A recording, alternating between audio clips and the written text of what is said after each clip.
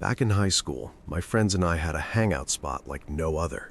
It was this baseball field behind the abandoned grade school. We always thought that we'd get there one day and there'd be a construction crew plowing the whole place down, but they never came, at least not when we were kids.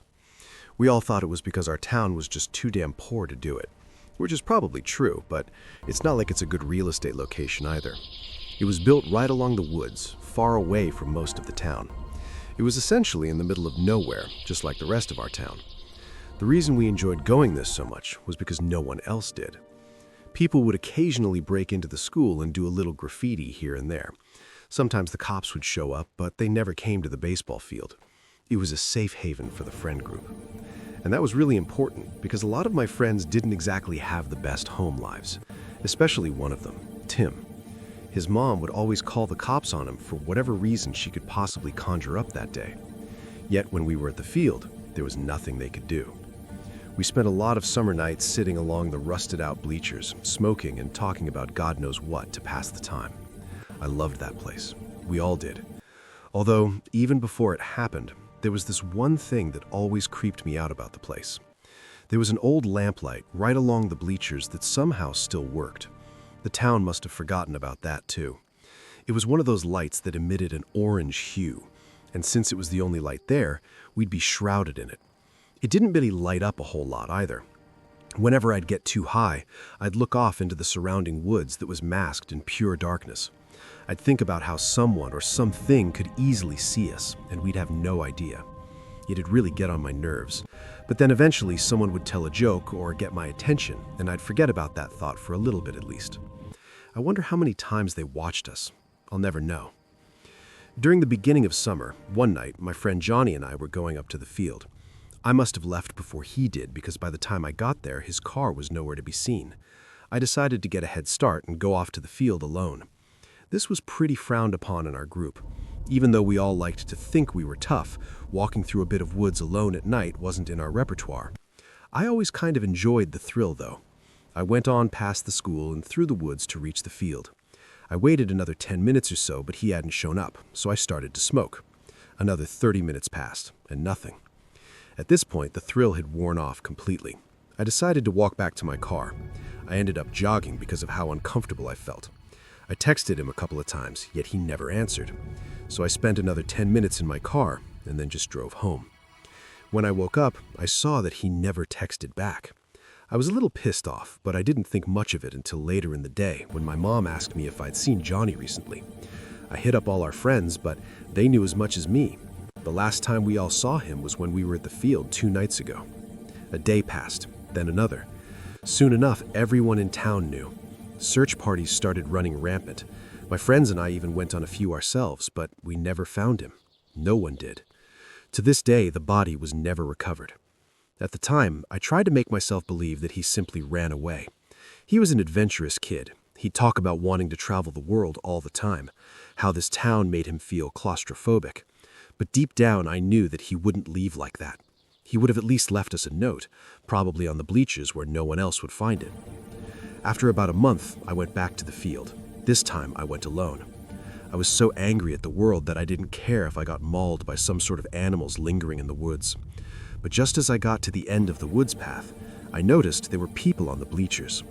For a second, I thought it was just my friends, considering we had never seen anyone else there before. But they weren't. I never saw these people before in my life. 3 of them were on the bleachers, sitting completely motionless. They looked like statues, but they weren't the ones that creeped me out. There was another. He was dancing and skipping around. It made me uncomfortable at how happy he was, but it wasn't an ordinary type of happiness. At the time, I figured he must have been on Molly. Now, I just think he's a damn psycho. Worst of all, he looked familiar. I couldn't pinpoint him, though. It's like seeing an unfamiliar face in a dream. I knew that I had seen him before, but I just had no idea where. I couldn't handle it. It was just so damn strange. So I tried to get out of there as quietly and quickly as I could. Luckily, they didn't follow. At least, I don't think they did. When I got back to my car, my first thought was to hightail it out of there, but I didn't follow that instinct. Instead, I drove around the school lot. In the back corner of the parking lot, I saw a car. I knew the model. It was the same one Johnny drove. But as I spotted it, the lights turned on. I abruptly reversed and got the hell out of there. As summer went on, I couldn't get them out of my head. I told all of my friends about it, and they agreed it was weird, but they didn't think much of it. I even stopped going to the field because of them. On a late July day, I was feeling pretty nostalgic and sad thinking about Johnny. I decided to look at the yearbook to catch up on some memories. That's when I found him. One of the janitors was in the background of a sports picture. As soon as I turned the page, I knew it was him. Same face and hair. It was the dancing man. It had to be. I couldn't believe it. I told all my friends about it, but they didn't know what to do. Eventually, I went to the cops. I'm pretty sure they thought I was crazy, but they still did do a background check on the guy. At least that's what they told me. They couldn't find a thing. Even his social security card didn't lead anywhere. I attempted to do some research myself, but I couldn't find a thing. The man was a damn ghost. Near the end of the summer, I went back to the field with a few of my friends. I couldn't get the feeling that I was being watched out of my head. Every time I looked into the abyss of the woods, I felt afraid. I longed for the feeling that I once had there, but I knew it wasn't coming back. This place was no longer a home to me. When I left that night, I never came back. Near the end of I was at a Dunkin' Donuts. It was early in the morning, so I was pretty groggy until I saw him. The dancing man, the janitor. It looked exactly like him. At first, I thought my mind was just playing tricks on me, but the longer I looked, the more convinced I became. Then he saw me and smiled. He hurried out of the store, and I followed him, but one of his buddies was parked curbside at the exit. He rushed in there and sped away before I could get to him, but what I saw horrified me more than anything else. The license plate of the car they were driving was the same as Johnny's. I knew it because he had a unique plate, 4-pack 207. It was the same car I had seen a month before. Then it clicked. That was Johnny's car. They got a paint job, so I didn't notice back then, but I should have. I still beat myself up because of it. I never saw him again, or the car. Nowadays, it's all just a memory, one that I wish I could forget. Rest in peace, Johnny. It was the summer of 2024, and my 3 buddies, Jake, Sam, and Marcus, and I were desperate for a break from our internship at the Kennedy Space Center. We'd been buried in rocket data for weeks, but as star geeks, we craved a night under a pristine sky. We pored over light pollution maps and Google Maps, zeroing in on a remote clearing deep in Tate's Hell State Forest, a swampy, desolate stretch of Florida's panhandle.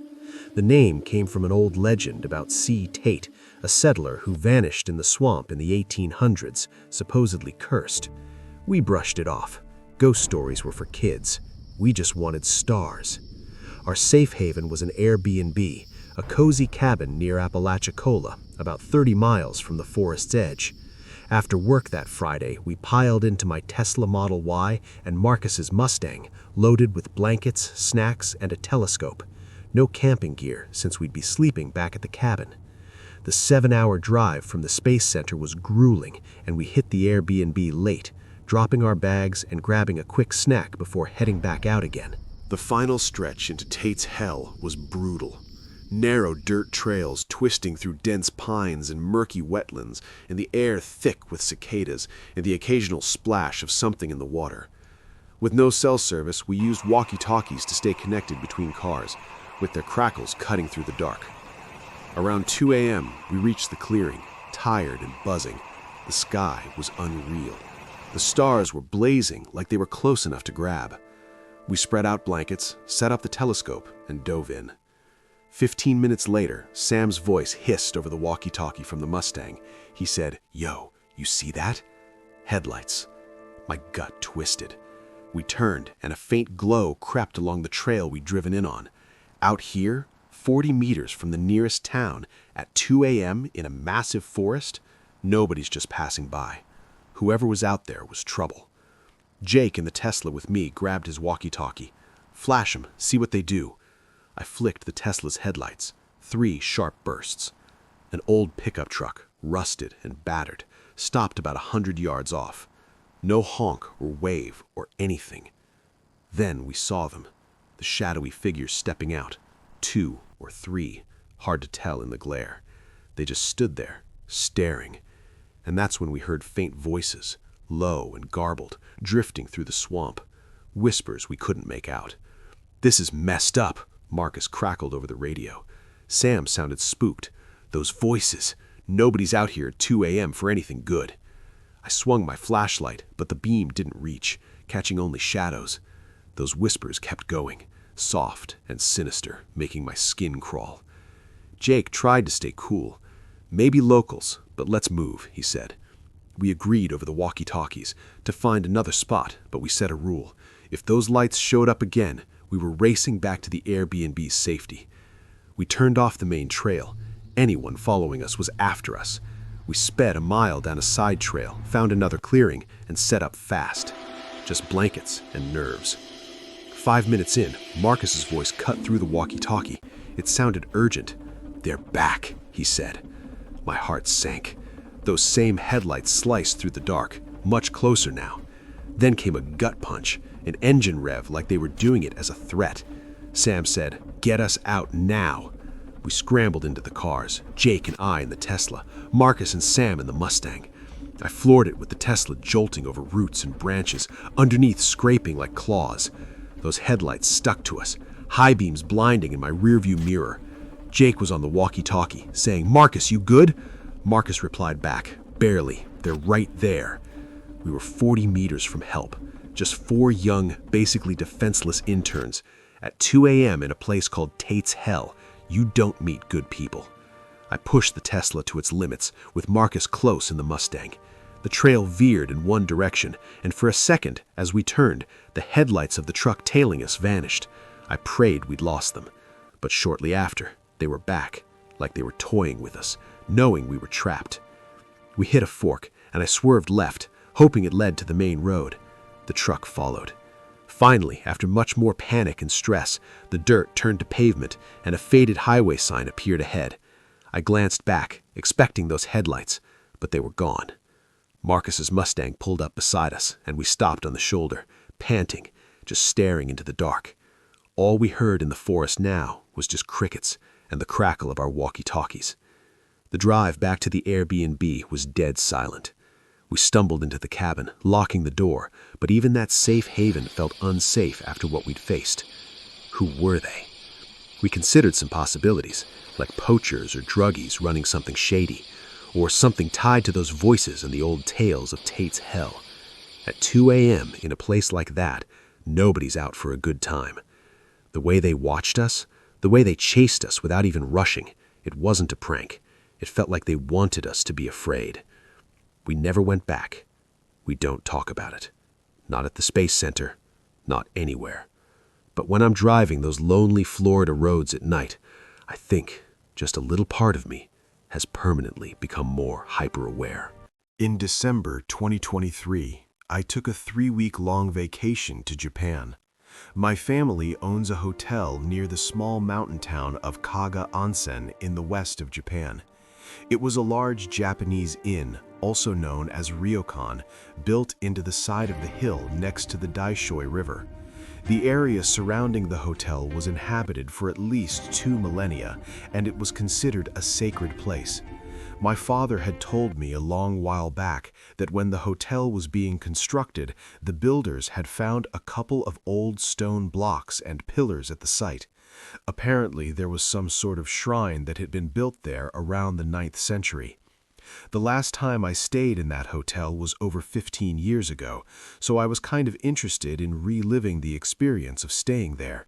As well as that, I really like exploring, and remembering the story that my father told me, I decided to go and do some off-trail hiking in the forest below the hotel, hopefully finding any traces of the ancient ruins which my father mentioned.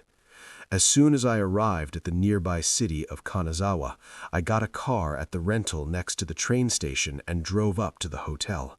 It was snowing heavily and traffic was terrible, The ride was supposed to take around an hour, but instead it took 2 hours. I arrived at the hotel around 8 and I let myself in. The hotel was basically vacant in December, and tourists don't usually go to this part of Japan in the winter. There was no staff at all in the hotel. I found myself being the only person in the hotel. The feeling was quite surreal, just being alone in such a building in the middle of nowhere. I grabbed one of the keys behind the counter, let myself into one of the suites, and slept there for the night. The next day, I went into the forest below the hotel. The snow was quite deep, up to my ankles, and trudging down rough terrain with boots was absolute hell. I must have walked far enough into the forest to lose my sense of direction. I checked my phone, but there was no signal at all. I had been walking for around an hour and didn't know where I was. I was surrounded by trees on all sides, and directly in front of me was a large hill.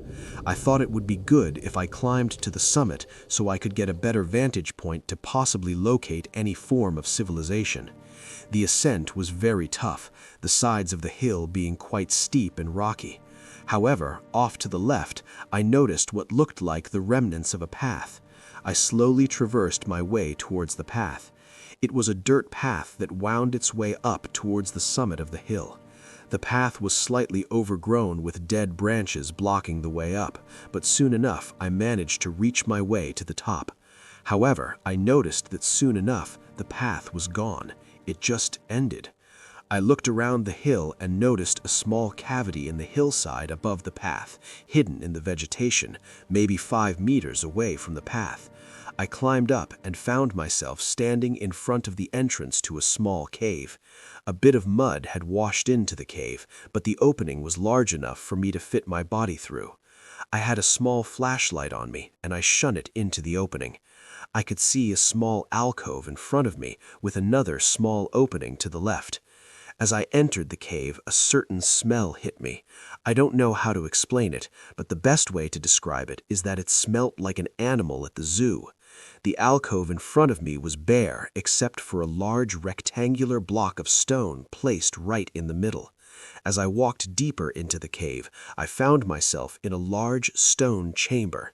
There were 2 other side tunnels that ran from this chamber, but I didn't explore them. There was yet another rectangular stone block, but this time it was on the far side of the chamber and looked to be hollow. I got up close to the block, and to my utter shock, there looked to be human bones inside the block. Surrounding the bones was a long piece of steel and a bunch of old bronze coins, the ones with a square hole in the center. I just stood there in a mix of utter shock and disbelief. I reached down and picked up one of the coins. I don't know why I did it, just instinct, I guess. The coin was old and corroded, but some characteristics were visible on it. Before I could examine it closely, I heard a loud crash come from deep within one of the side tunnels. I quickly pointed my flashlight towards the origin of the sound. The animalistic scent got stronger, making the air feel toxic. I, for some reason, grabbed the long piece of steel resting amongst the bones and held it in front of me with one hand as a weapon. The light of my flashlight made it easier for me to see that the long piece of steel looked to be the remnants of a long blade. I started backing away towards the entrance. The smell was different this time. I could smell smoke under that overwhelming stench. I could hear a rhythmic thumping originating from deep within the tunnel. It sounded like someone banging on a drum. That's the point where I lost it. I ran out of the cave, back out towards the opening. As I ran out, I swear that I felt the entire cave vibrate and shake. I jumped out of the entrance onto the slope below and tumbled onto the snowy ground. I had dropped the blade on the snowy ground, but I didn't care to pick it up. I kept on running and running down the slope, crashing through dead twigs and branches. I ran and ran until I heard the sound of a car driving past in the distance. I soon found myself on the side of the road. I let out a sigh of relief as I collapsed by the side of the road. I managed to flag down a passing car. The driver was first reluctant to let me in, but after seeing how distressed I was, he did. Through some conversation with the driver, I found out that I was quite far from the hotel, around 4 miles. Soon enough, I arrived back at the hotel. I went back to my room, packed up everything, and got in my car. I didn't feel safe being the only person in the hotel. I drove back to Kanazawa, where I stayed for the night. This story has a follow-up, though. When the hotel was up and running in February, I got a text from my father. He told me that someone had broken into the hotel through one of the first-floor windows. Surprisingly, nothing was damaged or stolen except for the front door of my room, which was smashed wide open with some sort of blunt metal objects. I don't know if this is connected to my experience, but I am definitely not going to be staying at that hotel ever.